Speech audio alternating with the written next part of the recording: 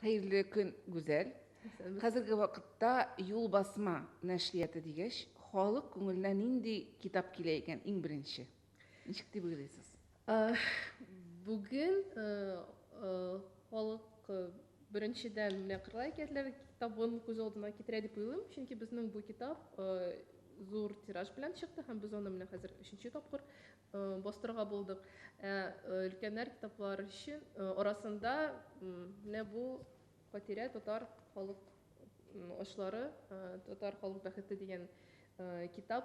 Ул безнең рус телдә, татар телдә һәм инглиз телдә чыкты һәм бүген Казанда менә ердә берәр кемгә бүләк язарга кирәк икән, менә бу китапны эзләп табалар һәм шуны сатып алып чит илләргә җибәрәләр, башка регионнарга җибәрәләр. Менә күп сатып алдылар дигәндә, ул нинди тиражлар турында сүз бара? Ну, кызганычка каршы, бүгенге заманда китаплар күп тираж белән чыкмый. Ул Татарстанда гына түгел, Россиядә шулай. Безнең өчен әгәрдә бер ел эчендә 1-2-3 мең без сата алсак, ул яхшы китап дип санала. Güzel, инде менә сезнең бит нәшриятыгыз шәхси. Бу эш кайчан, ничек башланды, нинди идея белән шул турыда да сөйләгез әле. Мин бу эшне 2012 елда алып бара башладым. Ул вакытта безнең гаиләдә малай туды. Малайга 6 ай. Менә утыра башлады. Без аңа китаплар тоттыра башладык һәм татар телдә калын картонда бәләкәй балага тоттырылып китапны таба алмадык. Һәм мин үзем экономист, декретта утырган әни нәрсәдер белән шөгыльләнергә тели һәм хобби буларак без грантны алдык та, аны Министерство экономики 300 меңлек грант безгә бирде һәм без бу акчага 2 китап бастырдык. Ул суык китабы һәм Чырык чыпчык китабы. Без ул китапларны чыгардык, сата башладык һәм саткан акчага 2 китабы туды, аннары тагын бер китап һәм минем 6 еллык декрет азагына мин банкта элек эшләгән эшкә чыкмадым. Бөтен энергиямне менә шул китап бастыруга, көчле китап бастыруга бирә башладым. Менә юл басма дип атала сезнең нәшрият, ни өчен юл басма? Ул бик кызык икән. Без минем ирем юрист һәм менә без хәзер нәшрият өчен исем эзли башладык та, ирем әйтә, менә ярдә без хәзер бөтенләй булмаган исемне таба алсак, ул продвижениедә яхшырак була, чөнки доменные имена свободны, доменный исем, демәк ул сайтның исемнәре, товарный знак буш һәм ничектер безгә юл сүзе һәм басма сүзе, без аны бергә куштык та, һәм менә шулай юл басма исеме туды һәм чынлап та шулай, ярдә Яндекста сез Google'да юл басма сүзен кертсәгез, менә беренче юлларда безнең нәшрияткә сылтамалар чыга. Һәм без аңа бернинди бюджет, бернинди көч куймадык, ул үз-үзеннән шулайча, чөнки юл басма сүзе булмаган сүз, менә безнең нәшрият исеме генә. Шулай да сорап куйым әле, менә юл басма дип эзләүчеләр күпме хәзерге вакытта? Алар бар, күп дип, менә мин әйтә алмыйм санын, менә статистиканы карамадым, менә бу соңгы айлардан. Алар бар, эзлиләр. Güzel, менә китап чыгардык та, сата башладык дип бик җиңел генә сөйлисез инде сез. Әлбәттә, бу бик катлаулы, бик зур хезмәт. Шулай да китап чыгудан китапның язмышы баштана гына әле дип әйтик. Аны таратырга кирәк, танытырга кирәк, сатарга кирәк. Менә бу эшләр сездә ничек башкарыла? Безнең китаплар, без менә китапларны бастырабыз да, безнең китапның тиражы сатыла.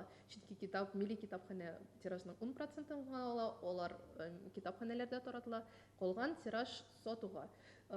Бар 2 төп сату юлы, ул традицион кибетләр.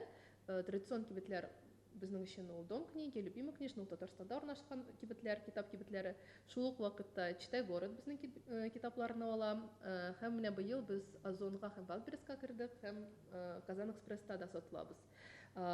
Нәрсәсе кызык, Читай город өчен, мәсәлән, безнең китаплар нәрсә белән кызык, алар һәрбер китапның тышлыкны сорыйлар. Менә димәк, без әйтәбез, без яңа китап бастырдык. Алар тышлыкны җибәрегез дип әйтәләр, берничә разворотны җибәрегез, аннары ниндидер отдел аны тикшерә, карый һәм ал килергә рөхсәт бирәме, юкмы. Безнең прайста булган бөтен китапларны алар алалар, алмаган китаплар юк. Менә шулай итеп эшне алып барабыз. Бездә бернинди сату белән шөгыльләнә торган отдел юк, бар бер менеджер һәм мин.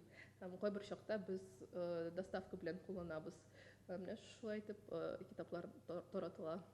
Менә тарату төрле площадкаларда нинди күләмдә, мәсәлән, традицион кибетләрдә күпме күләме сатыла, бу тиражның маркетплейсларда күпме күләме сатыла, шул хакта анализ кызык булыр иде. 2020 елга кадәр күп китап традицион площадкаларда сатылды. Без онлайнны тоттык, алга таба киләчәккә таба гына. Быел, менә беренче ел онлайн площадкаларда сатылган китапларның саны артты. Менә мәсәлән, әгәр дә без чагыштырсак ике сату юлын, ул Татарстан китап кибетләре, ялгышмасам, Казанда алар 3, һәм аны Валберес белән чагыштырсак, Валбереста 3 ай эчендә күбрәк сатылды китап Татарстан китап кибетләре белән чагыштырсак. Татарстан китап кибетләре дигәндә ул Татарстандагы төрле Юк, Татарстан китап нәшрияты кибетләре, Татарстан китап нәшрияты кибетләре. Аңладым. Менә күбрәк дигәндә нинди сон? Сонмы инде, чагыштырмача сонмы? 2гә күбрәк. Менә 3 ай дигәндә алсак һәм монда. Мин аңлыйм, Валберес ул бөтен Россия һәм Россия гына түгел. Шул ук вакытта Казан, Татарстан китап нәшрияты кибетләре ул прям төп целевая аудитория. Бер яктан аны чагыштырып була, икенче яктан чагыштырып булмый. Менә быел, ноябрь, октябрь, ноябрь, декабрь эчендә Валбереста без бик күп китаплар саттык. Һәм нәрсәсе кызык, безнең өчен кызык иде. Крымда алалар китапларны, Белоруссиягә китте беренче китап, Казакъстанга китте. Һәм ни өчен ул минем өчен кызык иде, чөнки без анда бер дә үзебезне турында сөйләмибез менә бу регионнарда. Каяндыр беләләр, бәлки туганнардан, танышлардан, белмим. Менә сөйлибез дигәнгә килгәндә, китапны кеше сатып алсы өчен аны бит инде танытырга кирәк. Сезнең бу таныту эше ничек бара? Таныту эше ул бүгенге вакытта ул 2 юл. Беренчедән ул социаль челтәрләр, һәм социаль челтәрләрдән ничектер кешеләр сарафанлы радио кабына да ул берсенә сөйләп китәләр. Һәм икенче юл ул китап чыгада без ниндидер проектлар оештырабыз.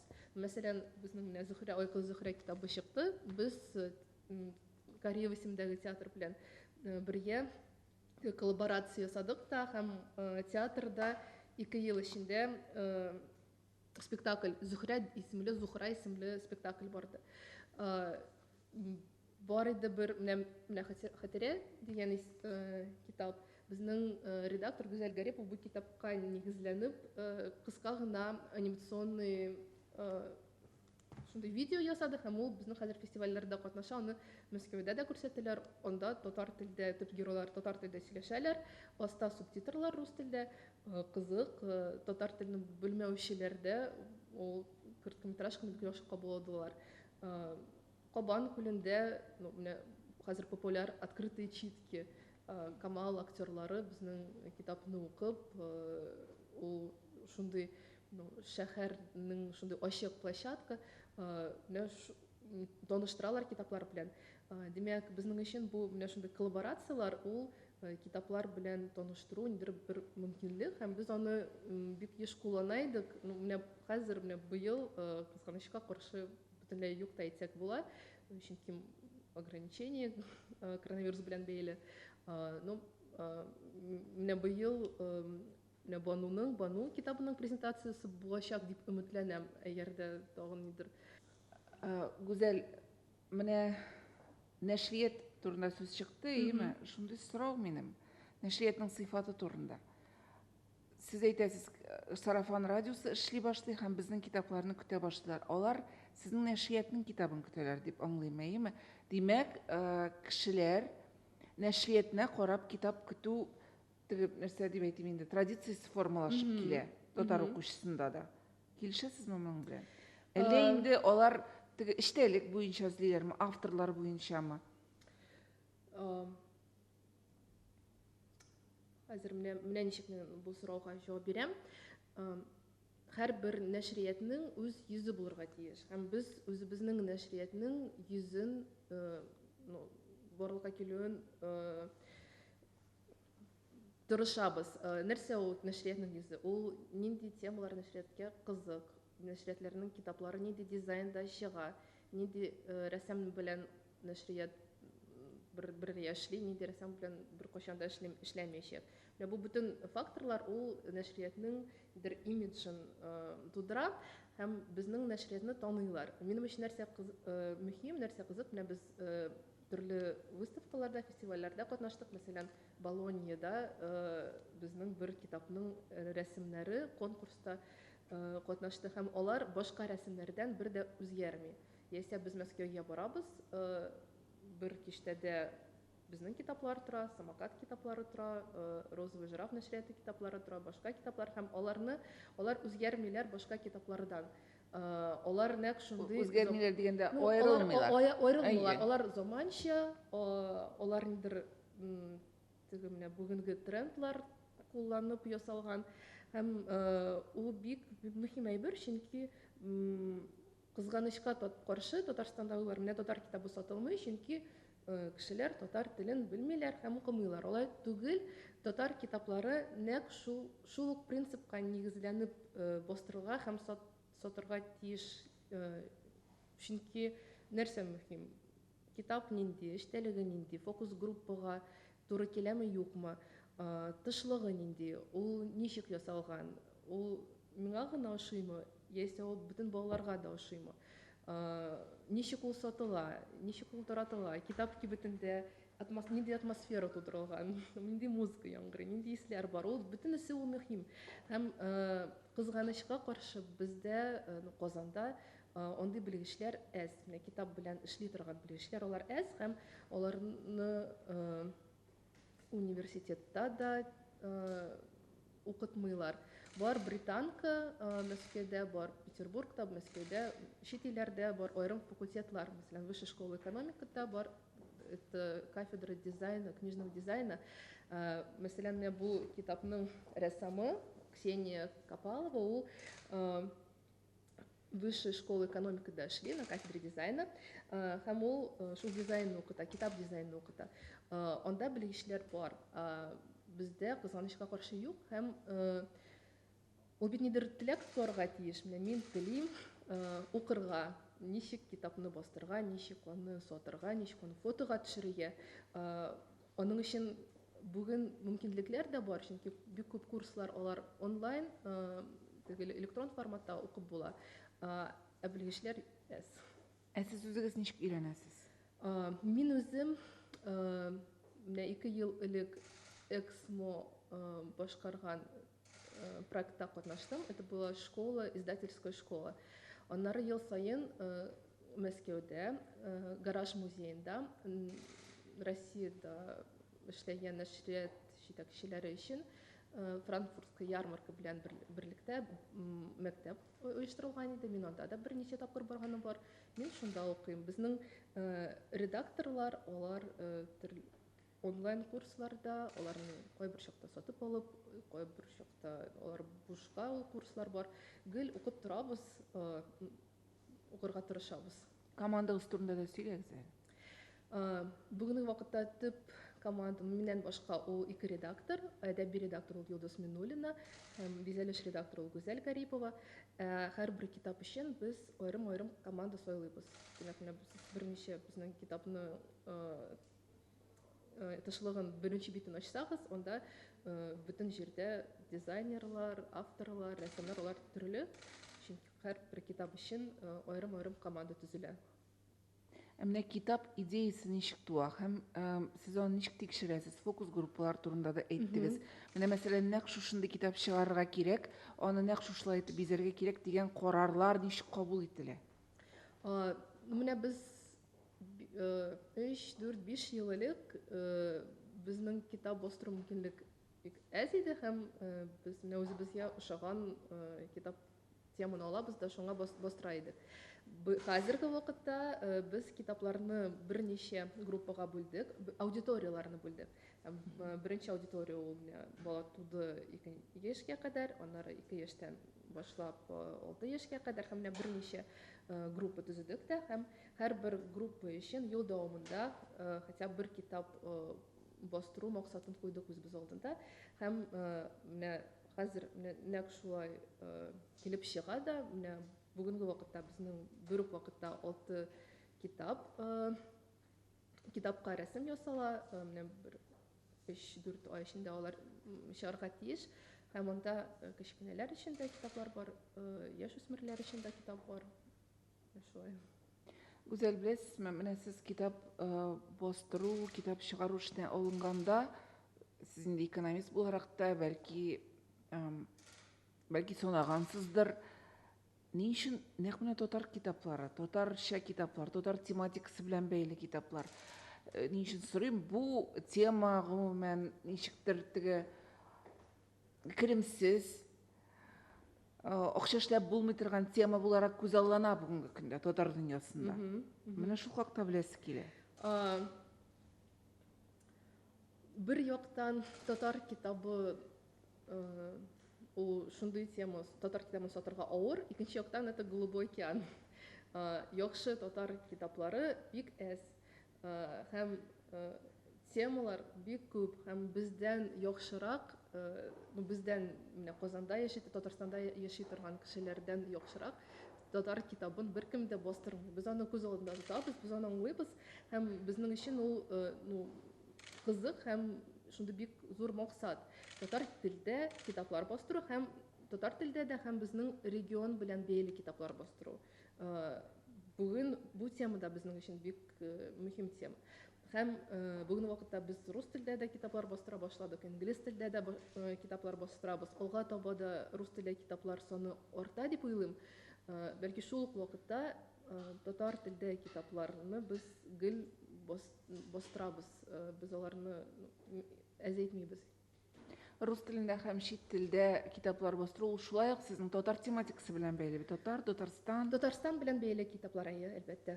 Аларга ихтыяҗ бармы? Бар, бик күп. Менә былтыр бу Лобачевский китабы турында әйтеп киттем.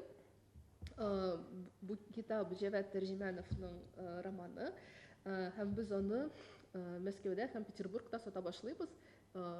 Кызык, ихтыяҗ бар һәм алар сорыйлар, чөнки бу Казан белән бәйле роман, Лобачевский, Казан университеты белән бәйле роман. Ул мәгълүмат әз, юк та әйтсәк тә була.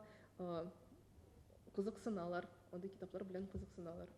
Сез бүген инде менә татар телендәге һәм татар тематикасы белән бәйле китаплар чыгарып, шуннан да керем булдырып була дип әйтә аласыз, шулаймы?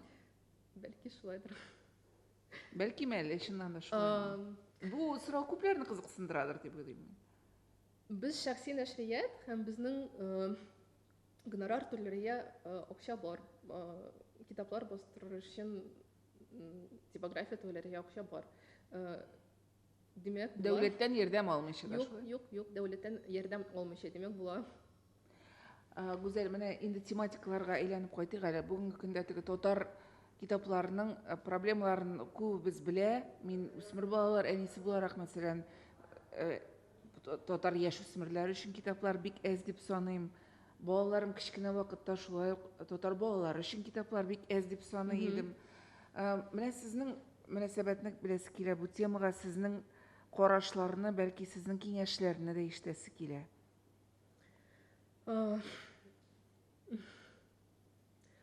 Бу монда бер сорауда бик күп сорау кертелгән. Бер яктан балалар, бөтен балалар әз укый, менә бүгенге вакытта әз укыйлар дип әйтәниләр зарлана. Бу хәл белән нишләргә. Минемчә, алар әз укымыйлар, алар укырлар иде.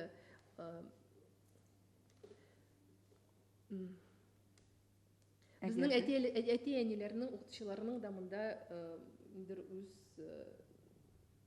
не бар, даже вина, можно сказать, да? Гаибе. Гаебе бар, да. Чөнки без балаларга менә укырга кирәк, тиеш, менә ничектер менә шулайрак китапларны тәкъдим итәбез. Менә менә күз алдыгызга китерегез әле, менә ягъда сезгә менә кирәк дип әйтәләр, ничектер киресенчә эшләргә тели кеше. Ул китапка бит ярату тудырга кирәк, ничектер кызыксыну тудырга кирәк. Менә ягъда кызыксыну тудыра башласак, ул бала китапны үзе ала, үзе сорап ала. Мин еш кына Ямашева урамында урнашкан балалар китапханәдә булам. Һәм нәрсә кызык, анда киләсең, балалар анда киләләр әти-әнисез, улар киләләр дә, менә шулай киштеләр арасында йөриләр, үзләренә китап сайлап. Бер яктан балалар китап укымыйлар дип әйтәләр. Менә ягъда яхшы китапханәгә килсәң, балаларны табып була һәм алар менә кызыксынып шул китапларны эзлиләр. Ни өчен Ямашевда урнашкан китапханәне мин хәзер күз алдыма китерәм, чөнки Казандагы ул балалар өчен ул иң зур китапханә, һәм монда заманча китаплар күп. Менә элегенге вакытта бастырылган гына түгел, һәм менә бүгенге вакытта бастырылган заманча, яхшы сыйфатлы китаплар анда күп һәм балалар да күп. Менә беренче әйбер ул балада китапка кызыксыну тудыру. Ягъда бала теләми икән укырга Тукайны, ярар укымасын, ягъда бәлки ул футбол белән шөгыльләнә. Булсын ул футбол турында китаплар, классный футбол турында китаплар. Бәлки ул нәрсә динозавр белән кызыксына бала. Менә татар телендә динозавр белән бәйле турында китаплар бармы, юкмы? Юк бит алар. Бу бик мөһим әйбер. Но икенче яктан эчтәлеге, менә без хәзерге вакытта минем малаем әйтә, менә ни шундый татар телендә комикс юк. Миңа комикс ясале. Мин хәзер уйлыйм, ярар, ясыйм комикс. Хәзер рәсем эзли башладык. Менә бар миңа ошаган рәссамнар, бар аңа ошаган рәссамнар. Ниндиләрне сайларга? Дөрес, мин әни буларак, бәлки мин уйлыйм, менә юк, менә бу рәссам яхшы түгел, менә миңа ошый, менә шундый традицион, матур, төсле рәссам. Но мин аны сайламыйм, чөнки баланың теләкләрен дә хөрмәт итәргә кирәк. Без хәзер эзлибез яхшы, заманча комикс ясый торган рәссамнарны һәм алар белән эшне алып барабыз.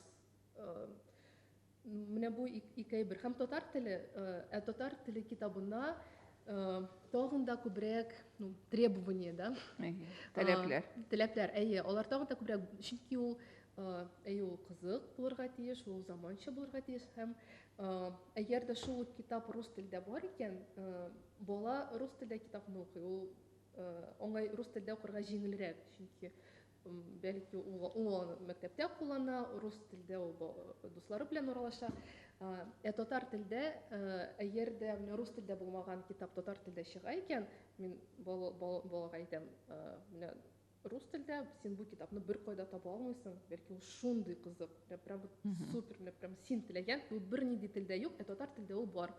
Ул бала өчен ниндидер аерым шундый бу кабан телне өйрәнү өчен һәм бу китапны аңлар өчен, бу мәгълүматны аңлар өчен нидер тагын шундый вызов кебек, челлендж татар телен белү.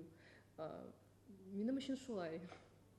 Балалар арасында татар китабы укуны модага кертеп җибәреп буламы? Аны кертеп җибәрергә кирәкми. Менә кертеп җибәрү димәк, ул без нәрсәдер шуның өчен мәҗбүр итәбез. Ягъда без татар телдә сыйфатлы, заманча, алар кызыксына торган темаларга китап бастырабыз икән, алар үзләре ул модага кертәләр. Балалар үзләре. Аңа просто менә шулай куясың да китәсең ул китапны. Бала үзе килә дә ала, укый һәм аннары мәктәпкә бара и дусына бирә әле ул китапны, менә син дә укы дип. Теге кертү сүзендә ниндидер шундый мәҗбүри әйбер, һәм мин ышанмыйм андый методларга. Вакыт күрсәтер. Дөрес уйлыйммы, юкмы? Güzel, әмне авторлар белән ничек эшлисез сез? Татар дөньясында бит инде язучылар әз дип әйтеп булмый. Шул ук вакытта без монда татар балалары, яшүсмерләре һәм гомумән татар аудиториясе өчен китаплар әз дип тә сөйләшеп утырабыз. Менә автор һәм нәшрият ничек эшләргә тиешләр? Авторлар ниндидер фикерләргә инандырырга тиешме нәшрият? Гомумән менә алар аудиторияга нәрсә кирәген ничек белергә тиешләр авторлар? Белергә тиешләрме алар? Бу әлбәттә шулай ук бик зур сөйләшү темасы. Сезнең фикерне беләсе килә. Бу аерым тема. Безнең нәшрияттә авторлар белән без үзебезне Йолдыз Минуллина таныштыра, һәм без бик күп авторлар белән Йолдыз аша таныш. Әлбәттә, авторлар әсәрне язган вакытта аудиторияны күз алдында тоталар. Но тиеш тә әйтеп булмый, чөнки мин белмим, Астрид Лингрен күз алдында тоттымы, юкмы язган аудиторияны, яисә Туви Янсен тоттымы, юкмы ул аудиторияны. Ул алар үзләре мөһим әйберләр өчен яздылар да, һәм ул шундый популяр бөтен дөньяда балалар укый торган китаплар килеп чыкты. Ничек булса да, ул китап баланың, әгәр дә без балалар китаплары турында сөйләшәбез икән, баланың сорауларга җавап итәргә тиеш. Әгәр дә ул бернинди сорауга җавап итми икән ул китап, балага ул кызык булмый. Менә автор, минемчә, ул менә шуны ничектер сизәргә тиеш. Менә баланың нинди проблемалары бар, нинди сораулар туа, менә бүгенге балаларның нинди проблемалары бар. Минемчә, ул менә хәзер без цифровизация, там менә ике төрле дөнья, чын барлык дөнья һәм менә шул цифровой электронный дөнья. Яисә менә буллинг темасына безнең китаплар бармы, юкмы? Менә мәктәптә балаларны барбер ул гел була торган әйбер, бүген дә ул бар. Бер бала икенче балага менә син дөрес киенмисең, яисә синең там чәчең дөрес төстә түгел, тавышың икенче, менә бөтенесе футбол белән шөгыльләнәләр, син флейтада уйныйсың, ул бит буллинг. Менә буллинг темасына китаплар гомумән юк. Тагын нинди сораулар балалар үзләренә куялар, һәм ул сорауларга җавап итә торган китаплар бармы, юкмы? Менә шул сорауларны әгәр дә автор күз алдында тота икән, һәм шул сорауларга җавап таба икән әсәрләрендә, яисә таба да түгел, әсәрләрдә сорау куйса да, ансы да яхшы. Чөнки бала укый, һәм ул әйтә, ул менә минем өчен генә проблема түгел, менә бу китаптың герой өчен дә проблема, һәм ничектер җиңелрәк булып китә. Менә андый авторлар алар бар, татар телендә дә яза торган авторлар бар. Кызганычка каршы безнең бөтенесен бастырырга мөмкинлек юк. Но әгәр дә безгә сорау бирәләр, ничек сез әсәрләрне сайлыйсыз, чөнки заказ бирә торган китаплар да бар, авторлар үзләре безгә әсәрләрне гел җибәреп торалар. Менә әгәр дә әсәрдә менә шундый заманча булган сораулар куела, без ул әсәрләргә игътибар итәбез.